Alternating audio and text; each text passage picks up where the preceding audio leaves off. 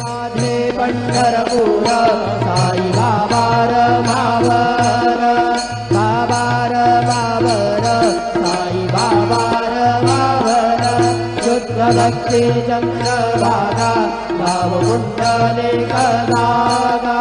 कुंडले कदागा भाव कुंडले कदागा यत्सकलं परस्मै नारायणाय समर्पयामि अच्युतं केशवं रामनारायण कृष्णदामोदरं वासुदेवं हरिधरं माधवं गोपिकावल्लभं जानकीनाय रामचन्द्रं भजे हरे राम